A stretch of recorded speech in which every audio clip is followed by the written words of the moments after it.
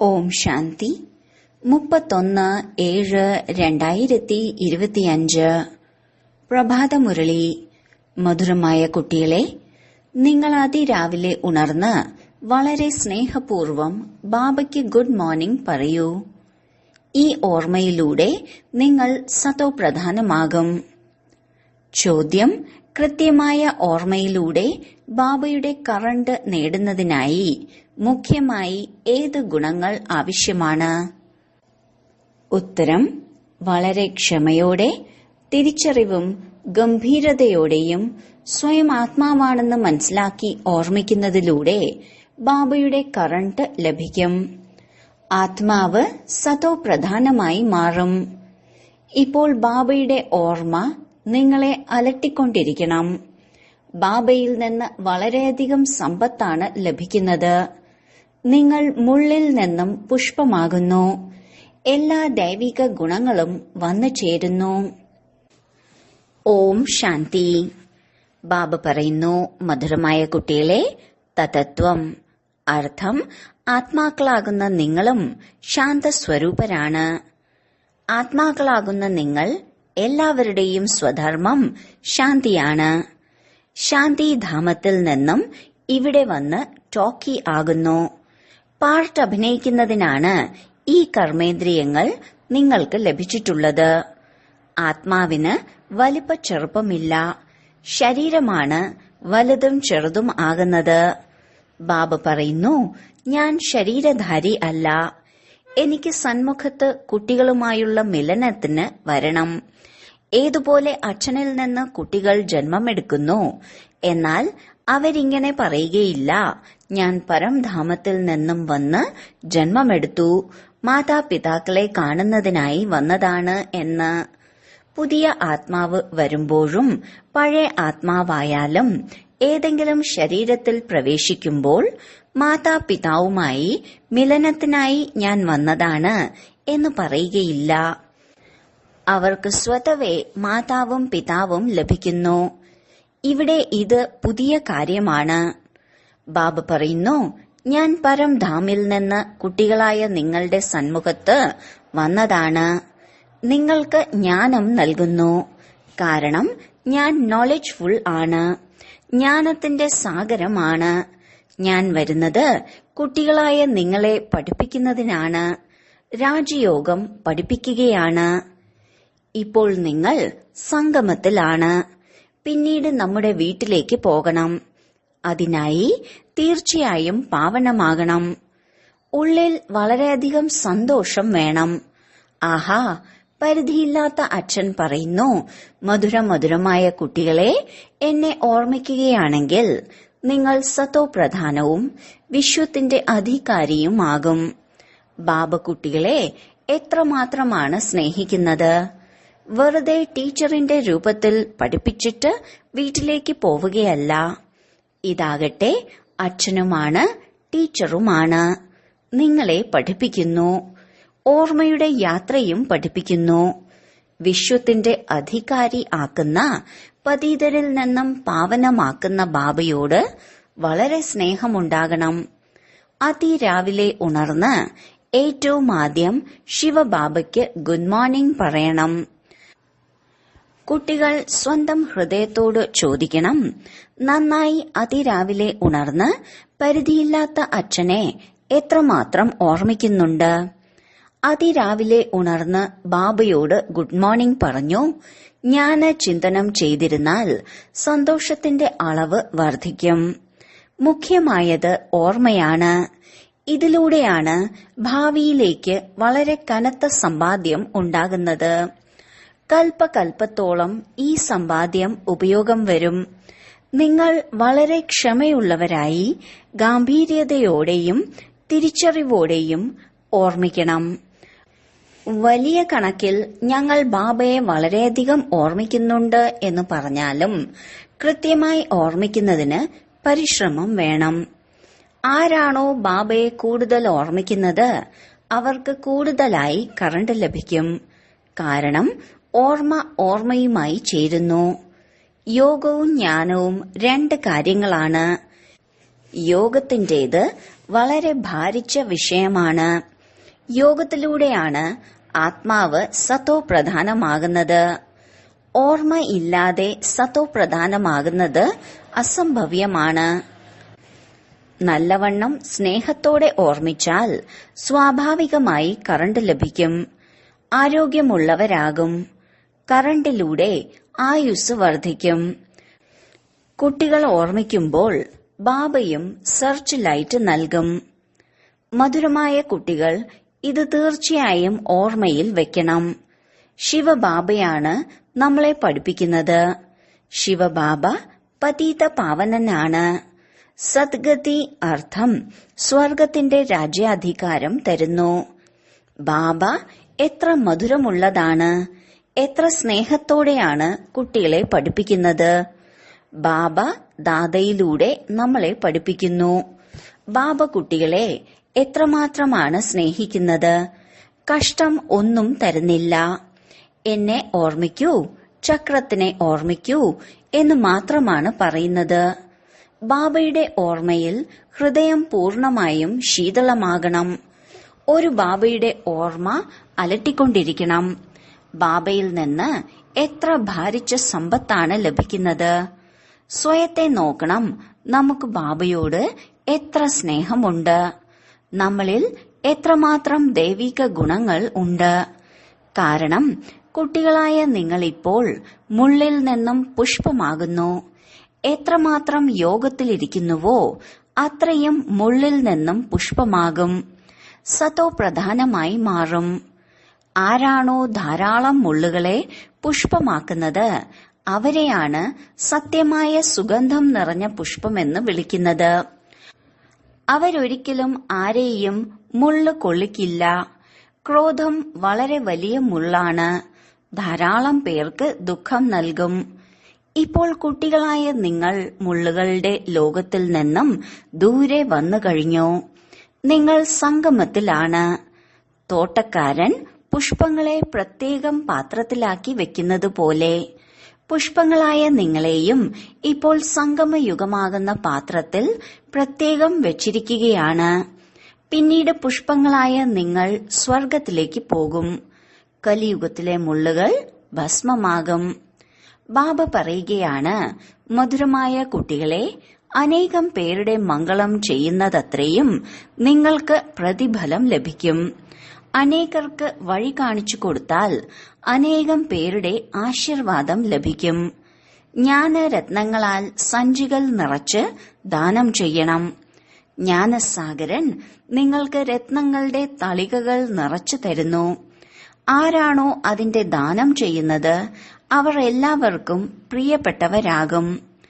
കുട്ടികൾക്ക് ഉള്ളിൽ എത്ര സന്തോഷമുണ്ടാകണം. വിവേകമുള്ള കുട്ടികൾ പറയും, ഞങ്ങൾ ബാബയിൽ നിന്നും പൂർണമായും സമ്പത്ത് നേടും, പൂർണമായും പറ്റിച്ചേരും.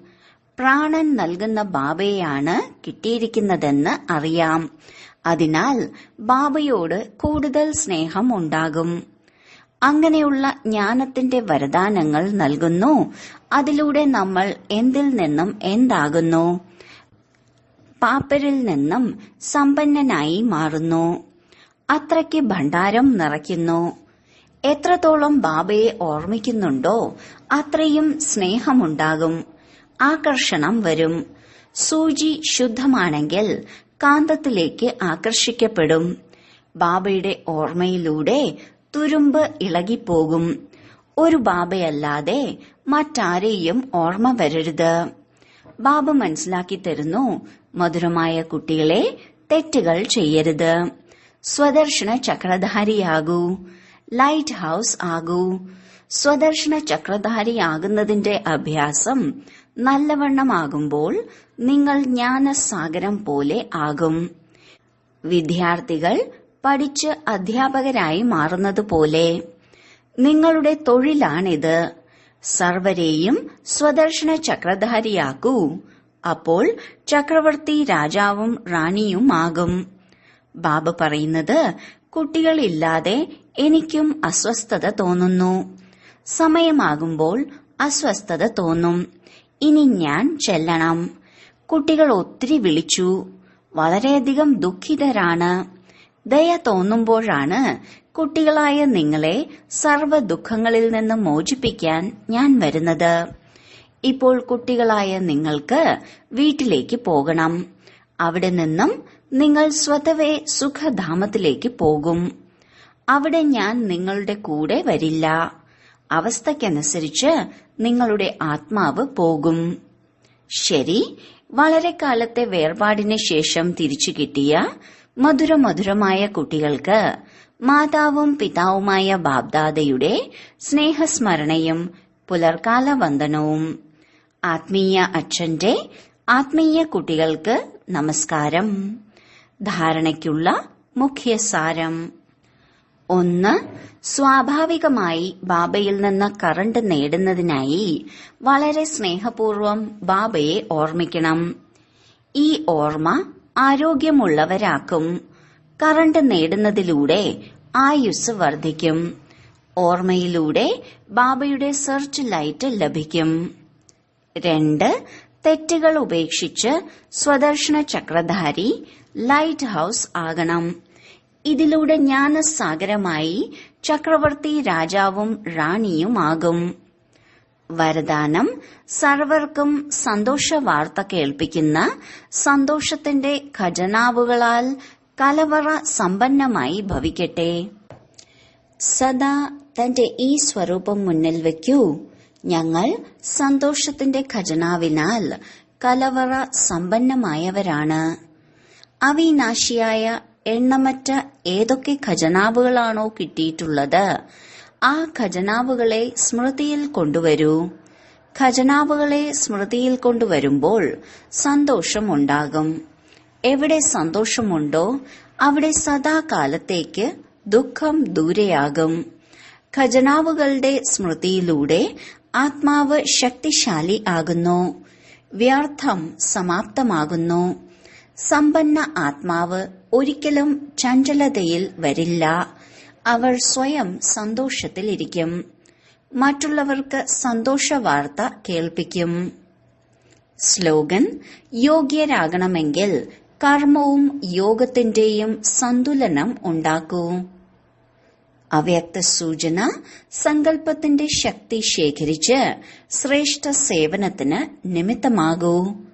സേവനത്തിൽ വാക്കിലൂടെ സന്ദേശം നൽകുവാൻ സമയവും സമ്പത്തും ചിലവഴിക്കുന്നു. ചഞ്ചലരാകുന്നു, ക്ഷീണിച്ചു പോകുന്നു. പക്ഷേ ശ്രേഷ്ഠ സങ്കല്പത്തിന്റെ സേവനത്തിൽ ഇതെല്ലാം സമ്പാദ്യമാകുന്നു. അതിനാൽ ഈ സങ്കല്പശക്തി വർദ്ധിപ്പിക്കൂ. ദൃഢത നിറഞ്ഞ സങ്കല്പമാണെങ്കിൽ പെട്ടെന്ന് പ്രത്യക്ഷത ഉണ്ടാകും. ഡ്രാമയുടെ കുറച്ച് ഗഹനമായ രഹസ്യങ്ങൾ ബ്രാക്കറ്റിൽ സന്ദേശപുത്രിമാരിലൂടെ. 1. ഈ വിശാലമായ സിനിമയിൽ, അതായത് ഡ്രാമയിൽ, അവരവരുടെ പദവിക്കനുസരിച്ചുള്ള മുഴുവൻ ജീവിതത്തിന്റെ ജ്ഞാനവും പ്രവൃത്തികളും ആദ്യം തന്നെ മെർജ് രൂപത്തിൽ ഓരോ മനുഷ്യാത്മാവിലും അടങ്ങിയിട്ടുണ്ട്. ജീവാത്മാവിൽ മുഴുവൻ ജീവിതത്തിന്റെയും തിരിച്ചറിവ് മെർജായിട്ടുള്ളത് ഇമർജാകും. ഓരോരുത്തരിലും തന്റെ സമ്പൂർണതയുടെ അവസ്ഥയ്ക്കനുസരിച്ച് തിരിച്ചറിവും പ്രവൃത്തികളും മെർജായിട്ടുണ്ട്. സമയമാകുമ്പോൾ ഇത് ഇമർജാകുന്നു. അതിൽ കൂടി നിങ്ങൾ ഓരോരുത്തരും എല്ലാം അറിയുന്നവർ ആകുന്നു. 2. ഈ വിശാല ചലച്ചിത്രത്തിലെ ഓരോ സെക്കൻഡിലെയും പ്രവൃത്തികൾ പുതിയതായത് കാരണം നിങ്ങൾക്കും ഇപ്പോൾ മാത്രമാണ് ഇവിടെ എത്തിയതെന്ന് അനുഭവപ്പെടും. ഓരോ നിമിഷത്തിലെയും പ്രവൃത്തികൾ വ്യത്യസ്തമാണ്. കൽപ്പം മുൻപുള്ള നിമിഷമാണ് ആവർത്തിക്കുന്നത് എങ്കിലും പ്രായോഗിക ജീവിതത്തിൽ സംഭവിക്കുമ്പോൾ ആ സമയത്ത് പുതുതായി അനുഭവപ്പെടും. ഈ തിരിച്ചറിവോടെ മുന്നോട്ട് പോയിക്കൊണ്ടിരിക്കൂ. ജ്ഞാനം പ്രാപ്തമാക്കി ഇനി ഞാൻ പോവുകയാണ് എന്നാർക്കും പറയാൻ കഴിയില്ല. വിനാശം സംഭവിക്കാത്തടത്തോളം എല്ലാ പ്രവൃത്തികളും മുഴുവൻ ജ്ഞാനവും പുതിയതാണ്. 3. ഈ വിശാലമായ ഡ്രാമയുടെ ഭാവി നിശ്ചിതമാണ്. അത് നിശ്ചയമായും ഉണ്ടാക്കിയിട്ടുള്ളതാണ്. ആരെങ്കിലും ഭാവിയെ മാറ്റുന്നതും ഉണ്ടാക്കുന്നതും അവനവന്റെ കൈകളിലാണ്. എന്റെ ശത്രുവും എന്റെ മിത്രവും ഞാനാണ്. ഇപ്പോൾ നിങ്ങൾ വളരെ ആനന്ദദായകരും മധുരതയുള്ളവരും ആകണം, മറ്റുള്ളവരെ ആക്കണം. 4. ഈ വിശാല ചലച്ചിത്രത്തിൽ ഈ സഹനവും ഇപ്പോൾ നിങ്ങൾക്ക് കൽപ്പം മുൻപേ ഉള്ള മധുരമായ സ്വപ്നമാണ്. നിങ്ങൾക്കൊന്നും സംഭവിക്കുകയില്ല. ആരാണോ നിങ്ങളെ ഉപദ്രവിക്കുന്നത് അവരും പറയും, ഞാനിവരെ ഇത്ര ഉപദ്രവിച്ചു, ദുഃഖിപ്പിച്ചു. എന്നിട്ടും ഇവർ ദൈവിക ഏകതയും പരമോന്നത ഏകതയുമുള്ള വിജയികളായ പാണ്ഡവരായിരിക്കുന്നു. ഈ ഉണ്ടാക്കപ്പെട്ടിട്ടുള്ള ഭാവിയെ ആർക്കും മാറ്റാൻ സാധിക്കില്ല. 5. ഈ വിശാല ചലച്ചിത്രം എത്ര അത്ഭുതകരമാണ്. നിങ്ങൾ പ്രത്യക്ഷ പാണ്ഡവരും എത്തിക്കഴിഞ്ഞു. നിങ്ങളുടെ പഴയ ചിത്രങ്ങളും അടയാളങ്ങളും ഇപ്പോഴും നിലനിൽക്കുന്നു. പഴയ കടലാസ്, പഴയ ശാസ്ത്രം, ഗീതയുടെ പുസ്തകം ഇവയൊക്കെ സംരക്ഷിച്ചു വെക്കുന്നതുപോലെ പിന്നീട് അതിന്റെ മഹത്വം കൂടുന്നു. പഴയ വസ്തുക്കൾ അതുപോലെ സൂക്ഷിക്കുമ്പോഴും പുതിയ കണ്ടെത്തലുകൾ ഉണ്ടാകുന്നുണ്ട്. പഴയ ഗീത പ്രായോഗികമായി നടക്കുമ്പോൾ പുതിയത് കണ്ടുപിടിക്കുന്നു. പഴയത് സമാപ്തമാകുമ്പോൾ പുതിയത് സ്ഥാപിക്കും. ഇപ്പോൾ പ്രാക്ടിക്കലായി ജ്ഞാനം ജീവിതത്തിൽ ധാരണ ചെയ്യുമ്പോഴാണ് ദുർഗയും കാളിയുമൊക്കെ ആകുന്നത്. പിന്നീട് പഴയ ജഡചിത്രങ്ങളുടെ വിനാശവും പുതിയ ചൈതന്യ സ്വരൂപങ്ങളുടെ സ്ഥാപനയും നടക്കുന്നു. 6. ഈ വിശാലമായ ചലച്ചിത്രത്തിന്റെ പ്ലാൻ അനുസരിച്ച് സംഗമത്തിലെ മധുരമായ സമയത്ത് ചൈതന്യ ദൈവിക കുട്ടികളായ നിങ്ങൾ വികാരങ്ങൾക്ക് മേൽ വിജയം പ്രാപ്തമാക്കി വൈകുണ്ഠത്തിന്റെ മധുരമായ ലോട്ടറി പ്രാപ്തമാക്കുന്നു. നിങ്ങളുടെ ഈ വദനം എത്ര ഭാഗ്യദായകമാണ്. ഈ സമയത്ത് നിങ്ങൾ നരനും നാരിയും അവിനാശി ജ്ഞാനത്തിലൂടെ പൂജ്യ യോഗ്യ ദേവതാ പദവി പ്രാപ്തമാക്കുകയാണ്. ഇതാണ് സുന്ദരമായ അത്ഭുതകരമായ സംഗമ സമയത്തിന്റെ അത്ഭുതകരമായ രീതി. 7. ഞാൻ ഏത് അഭിനേതാക്കളെയാണോ അനേകം ആഭരണങ്ങളാൽ അലങ്കരിച്ച് ഈ സൃഷ്ടിയാകുന്ന വേദിയിൽ നൃത്തം ചെയ്യാൻ അയച്ചിരുന്നത്, അവർ എങ്ങനെയാണ് അഭിനയിക്കുന്നതെന്ന് ഈശ്വരൻ സാക്ഷിയായിരുന്ന് നോക്കുകയാണ്. ഞാൻ എന്റെ ദൈവിക കുട്ടികൾക്ക് സ്വർണമണിയും വെള്ളമണിയും നൽകിയിട്ട് പറഞ്ഞു, ഈ ആഭരണങ്ങളും അലങ്കാരങ്ങളും അണിഞ്ഞ് പ്രസന്നരായി സാക്ഷിയായി അഭിനയിക്കുകയും സാക്ഷിയായി ഈ കളി കാണുകയും ചെയ്യണം. കുടുങ്ങരുത്. പക്ഷേ പകുതി കൽപ്പം രാജ്യഭാഗ്യം അനുഭവിച്ച് പിന്നെയുള്ള പകുതി കൽപ്പം തന്റെ രചനയായ മായയിൽ കുടുങ്ങിയവരായി. ഇപ്പോൾ വീണ്ടും ഞാൻ നിങ്ങളോട് പറയുകയാണ്, ഈ മായയെ ഉപേക്ഷിക്കൂ. ഈ ജ്ഞാനമാർഗത്തിൽ വികാരി കാര്യങ്ങളിൽ നിന്ന് മാറി നിർവികാരി ആകുന്നതിലൂടെ ആദി മധ്യ അന്ത്യം ദുഃഖങ്ങളിൽ നിന്നും മോചിതരായി സുഖം പ്രാപ്തമാക്കും. 8. നമ്മളെക്കാൾ ഉയർന്ന അവസ്ഥയുള്ളവരിൽ നിന്ന് എന്തെങ്കിലും ശിക്ഷണം ലഭിച്ചാൽ അത് രഹസ്യം നിറഞ്ഞതാണെന്ന് മനസ്സിലാക്കി അനുസരിക്കുന്നതിലാണ് മംഗളമുള്ളത്. അതിന്റെ ആഴത്തിലുള്ള രഹസ്യം മനസ്സിലാക്കണം. തീർച്ചയായും അതിൽ മംഗളം അടങ്ങിയിട്ടുണ്ട്. എനിക്ക് ഇവരിലൂടെ പ്രാപ്തമായ ഈ പോയിന്റ് തീർച്ചയായും ശരിയായതാണ്. അത് വളരെ സന്തോഷത്തോടെ സ്വീകരിക്കണം. എന്നിലൂടെ എന്തെങ്കിലും തെറ്റ് സംഭവിച്ചാലും ഈ പോയിന്റ് ഓർമ്മ വരുമ്പോൾ സ്വയത്തെ തിരുത്തും. അതുകൊണ്ട് ഏത് ശിക്ഷണം ആണെങ്കിലും നിങ്ങൾ വിശാല ബുദ്ധിയുള്ളവരായി ധാരണ ചെയ്യുന്നതിലൂടെ നിങ്ങൾക്ക് ഉന്നതി പ്രാപ്തമാകും. 9. ഇപ്പോൾ നിങ്ങൾ നിത്യവും അന്തർമുഖിയായി യോഗത്തിലിരിക്കണം. അന്തർമുഖിയാകുന്നതിലൂടെ സ്വയത്തെ കാണാൻ കഴിയും. നോക്കുക മാത്രമല്ല, പരിവർത്തനം ചെയ്യാൻ സാധിക്കും. ഇതാണ് സർവോത്തമമായ അവസ്ഥ. ഓരോരുത്തരും അവരവരുടെ സ്ഥിതി അനുസരിച്ച് പുരുഷാർത്ഥികളാണ്. ഒരു പുരുഷാർത്ഥിക്കും വേണ്ടി തർക്കിക്കാൻ കഴിയില്ല. കാരണം അവർ തന്റെ സ്ഥിതിക്കനുസരിച്ചുള്ള പുരുഷാർത്ഥിയാണ്. അവരുടെ സ്ഥിതി കണ്ടു അവരിൽ നിന്ന് ഗുണം എടുക്കണം. ഗുണമെടുക്കാൻ കഴിയുന്നില്ലെങ്കിൽ അവരെ വിട്ടേക്കൂ. 10.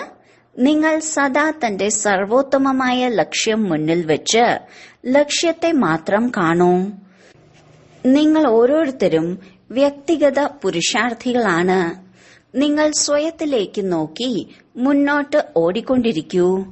ആരെ എന്ത് ചെയ്തുകൊണ്ടിരുന്നാലും ഞാൻ എന്റെ സ്വരൂപത്തിൽ സ്ഥിതി ചെയ്യും. മറ്റുള്ളവരെ നോക്കില്ല. എന്റെ ബുദ്ധിയിലും യോഗബലത്തിലും കൂടി ഞാൻ അവരുടെ അവസ്ഥ മനസ്സിലാക്കും. അന്തർമുഖതയുടെ അവസ്ഥയിലൂടെ നിങ്ങൾക്ക് അനേകം പരീക്ഷകളിൽ ജയിക്കാൻ സാധിക്കും. ഓം ശാന്തി.